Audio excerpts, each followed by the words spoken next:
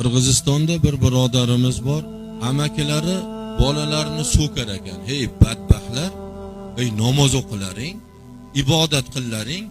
Farzandni namozi qabrda yotgan ota-onaga dasturxon bo'lib borar ekan. Savob bo'lib borar ekan. Shu farzandni duosidan ota-onani darajasi ko'tarilar ekan. Gunohlari kechirilar ekan. Salla namoz o'qimasalaring, erta biza qabrga kirganda qabrni turpog'ini yalab yotmaylik, badbaxtlar namoz o'qilaring der ekan. Namoz o'qimagan farzand, namozni eslamagan farzandni ota-onasi turpoq yalamay nima yalaydi? Asal yalaydi. Qaymoq yalaydimi endi? Qo'limizdan kelgani shu, boshqa nima keladi qani qo'limizdan?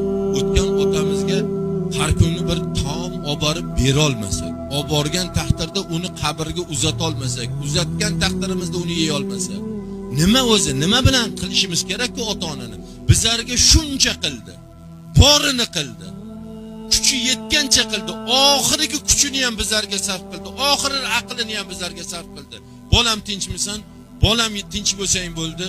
Endi biz noinsoflar shu ota-onamizga bugun nima qilib beryapmiz? Loqa shu namozda duo qilib bera olmasak, qo'limizdan shu kelmasa, nima keladi qo'limizdan? Abdulloh ibn Muborak degan zot o'tganlar. Shu zot islom lashkari safida turib, kofirlar lashkariga qarshi jang, jihod safida turibdi.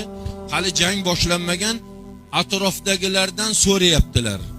Ey birodarlar, mana shu jihoddan ham ko'ra savobliroq amal borligini bilasizlarmi deb so'rabdilar.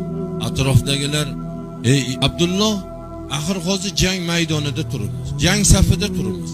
Birozdan keyin jang boshlansa, bir dushmanga ro'para kelib bizni bir zarba bilan o'ldirsa, shirin jonimizdan mahrum bo'lamiz.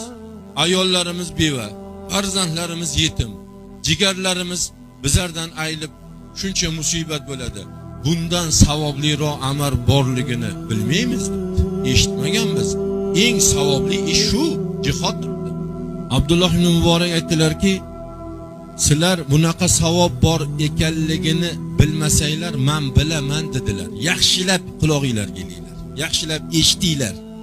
Qaysi amal ey Abdulloh dedilar. Abdulloh ibn Muborak aytdilarki, ona.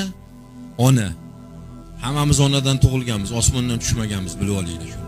Ona tuqqan. Hammamizga shu xizmatni qilgan. Shu xizmat evaziga bugun savlat to'kib yuribmiz. Ona yarim kechada shirin uyqusini buzib kimga yoqadi?